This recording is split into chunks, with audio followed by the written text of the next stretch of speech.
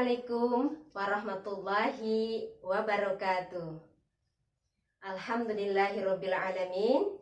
Assalatu wassalamu ala asrafil anbiya'i wal mursalin wa ala alihi wa sahbihi ajma'in. Puji syukur kehadirat Allah Subhanahu wa taala senantiasa kita panjatkan, karena berkat rahmat dan karunia-Nya kita senantiasa dalam keadaan sehat walafiat. Anak-anak ibu kelas 8 SMP Negeri 1 Sendawar, bagaimana keadaannya, sehat? Alhamdulillah. Pertama, tentu ibu ingin mengucapkan selamat kepada kalian yang telah berada di kelas yang baru, yaitu kelas 8. Hal ini tentu menuntut konsekuensi dari kalian semua, bahwa kalian sudah menjadi kakak kelas. Kalian sudah berada di kelas 8, berarti kalian harus bisa lebih mandiri dan menjadi contoh bagi adik-adik kelas, dan tetap juga menyayangi kakak kelas kalian di kelas 9.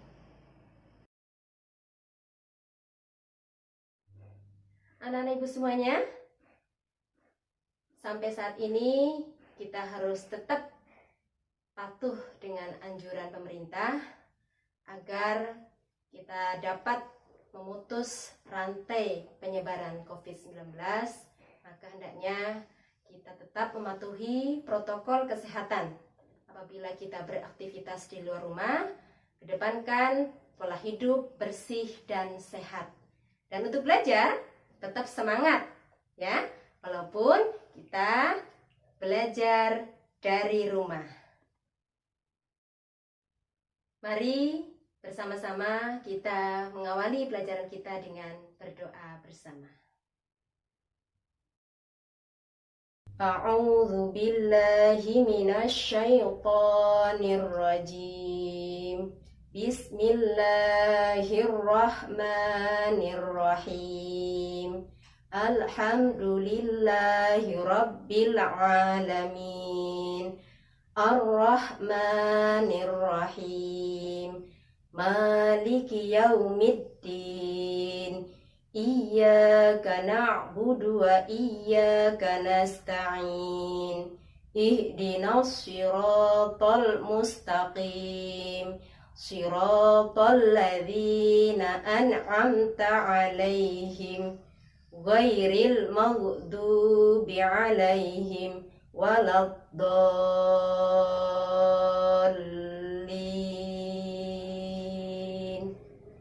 Amin. Bismillahirrahmanirrahim. Raditu billahi rabba wa bil islami dina wa bi muhammadin nabiyya wa rasula.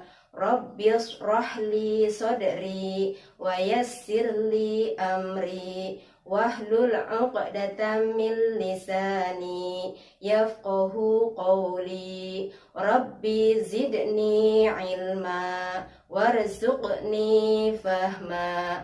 Amin ya rabbal alamin.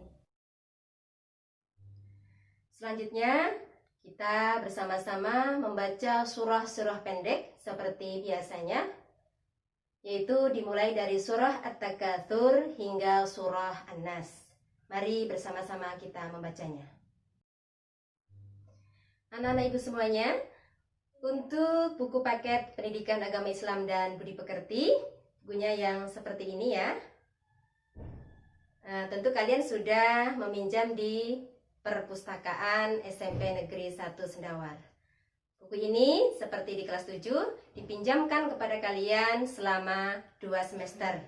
Dan ini tentu menjadi tanggung jawab kalian. Hendaknya buku tersebut kalian jaga dan kalian rawat dengan sebaik-baiknya. Jangan sampai rusak. Di pertemuan yang pertama ini, bersama-sama kita akan belajar materi tentang meyakini kitab-kitab Allah Subhanahu wa Ta'ala, mencintai Al-Quran.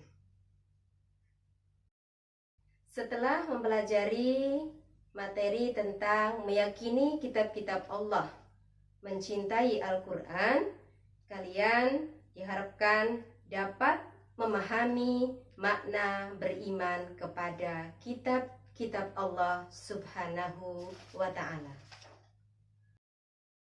Baik anak-anak ibu sekalian, kini saatnya kita menyimak penjelasan materi tentang meyakini kitab-kitab Allah, mencintai Al-Quran. Ada kitab-kitab yang diturunkan sebelum Al-Quran, yakni kitab Taurat, kitab Zabur, dan kitab Injil. Diharapkan kalian mengetahui sejarahnya dan meyakini keberadaannya, sehingga diharapkan akan muncul sikap mulia kalian, yaitu toleransi dan menghargai pemeluk agama lain. Sedangkan kitab suci Al-Quran, kita harus mengetahui sejarahnya, meyakini keberadaannya, membaca, memahami, dan memperdomani isinya, sehingga akan muncul sikap mulia dalam diri kalian, yakni mencintai Al-Quran, rajin beribadah, rajin beramal soleh, menjauhi maksiat. Pengertian iman kepada kitab-kitab Allah Subhanahu wa Ta'ala. Iman kepada kitab Allah berarti percaya dan yakin dengan sepenuh hati bahwa Allah telah menurunkan kitab-kitabnya kepada para rasulnya. Nama-nama kitab Allah Subhanahu wa Ta'ala dan rasul penerimanya. Kitab Taurat diturunkan pada abad ke-12 sebelum Masehi. Kitab Taurat diwahyukan kepada Nabi Musa pada abad ke-12 sebelum Masehi. Nama Taurat berarti hukum atau syariat. Pada saat itu, Nabi Musa diutus oleh Allah untuk berdakwah kepada bangsa Bani Israel. Oleh karena itu, tepat sekali kalau kita meyakini bahwa kitab Taurat diperuntukkan sebagai pedoman dan petunjuk hidup bagi kaum Bani Israel saat itu. Adapun bahasa yang digunakan dalam kitab Taurat adalah bahasa Ibrani. Sebagai Muslim, kita sangat meyakini akan keberadaan kitab Taurat ini. Kita meyakini bahwa kitab Taurat benar-benar wahyu dari Allah Subhanahu wa Ta'ala. Keyakinan ini diperkuat oleh keterangan-keterangan yang ada di dalam Al-Quran. Salah satunya adalah yang tertuang dalam firman Allah dalam Quran Surah Al-Mu'minun, surah ke-23, ayat 49 berikut ini. A'udzubillahi minasyaitonirrajim. Bismillahirrahmanirrahim. Walaqad atayna Musal kitaba la'allahum yahtadun. Yang artinya, dan sungguh telah kami anugerahi kepada Musa alaihissalam kitab Taurat agar mereka Bani Israel mendapat petunjuk. Quran Surah Al-Mu'minun, surah ke-23 ayat 49. Adapun pokok-pokok ajaran yang ada dalam kitab Taurat yang diturunkan di Bukit Sinai tersebut adalah sebagai berikut. 1. Perintah untuk mengesahkan Allah Subhanahu wa Ta'ala. 2. Larangan menyembah patung atau berhala. 3. Larangan menyebut nama Allah Subhanahu wa Ta'ala dengan sia-sia. 4. Perintah menyucikan hari Sabtu. 5. Perintah menghormati kedua orang tua. 6. Larangan membunuh sesama manusia. 7. Larangan berbuat zina. 8. Larangan mencuri. 9. Larangan menjadi saksi palsu. dan 10 larangan mengambil hak orang lain. Yang kedua, kitab Zabur diturunkan pada abad ke-10 Masehi. Kitab Zabur diturunkan kepada Allah Subhanahu wa Ta'ala kepada Nabi Daud alaihissalam untuk bangsa Bani Israel atau umat Yahudi. Kitab ini diturunkan pada abad ke-10 sebelum Masehi di daerah Yerusalem. Adapun kitab ini ditulis dengan bahasa Qibti. Firman Allah Subhanahu wa Ta'ala. A'udzubillahi minasyaitonirrajim. Bismillahirrahmanirrahim. Wa rabbuka a'lamu biman fis samawati wal ard. Wa laqad faddalna ba'dan nabiyyina ala ba'di wa ataina Dawuda zabura. Yang artinya, dan Tuhanmu lebih mengetahui siapa yang di langit dan di bumi. Dan sungguh kami telah memberikan kelebihan kepada sebagian nabi-nabi atas sebagian yang lain. Dan kami berikan Zabur kepada Daud.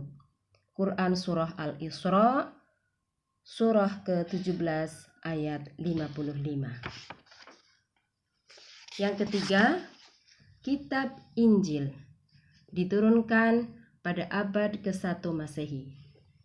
Kitab Injil diturunkan kepada Nabi Isa alaihissalam pada permulaan abad 1 Masehi. Kitab Injil diwahyukan di daerah Yerusalem. Kitab ini ditulis pada awalnya dengan menggunakan bahasa Suryani.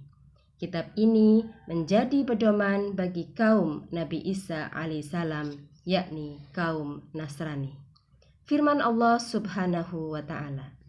A'udzubillahi minasyaitonirrajim. Bismillahirrahmanirrahim.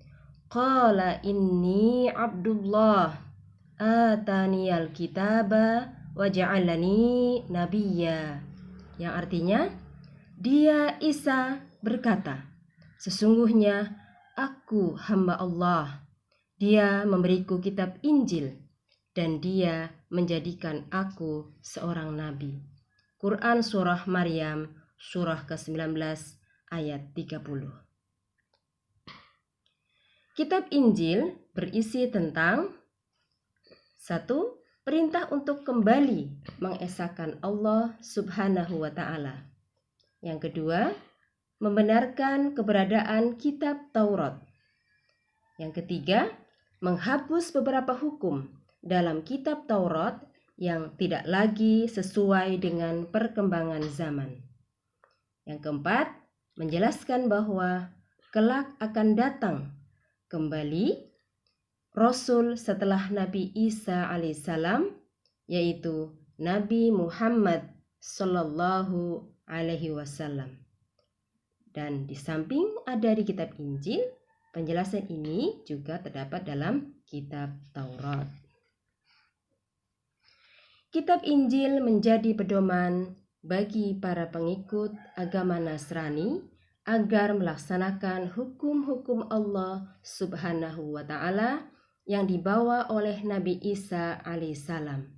Nabi Isa alaihissalam mengajarkan agar kaumnya taat kepada hukum-hukum Allah dan tidak terlena dengan gemerlap harta dunia. Yang keempat adalah kitab Al-Quran yang diturunkan pada abad ke-7 Masehi, kurun waktu tahun 611 sampai 632 Masehi. Kitab Al-Quran merupakan kitab yang diturunkan Allah Subhanahu wa Ta'ala kepada Nabi dan Rasul yang terakhir, yaitu Nabi Muhammad sallallahu alaihi wasallam. Kitab suci Al-Quran diturunkan Allah Subhanahu wa Ta'ala sebagai penyempurna dan membenarkan kitab-kitab sebelumnya. Sebagaimana dijelaskan dalam firman Allah Subhanahu wa Ta'ala. A'udzubillahi minasyaitonirrajim. Bismillahirrahmanirrahim.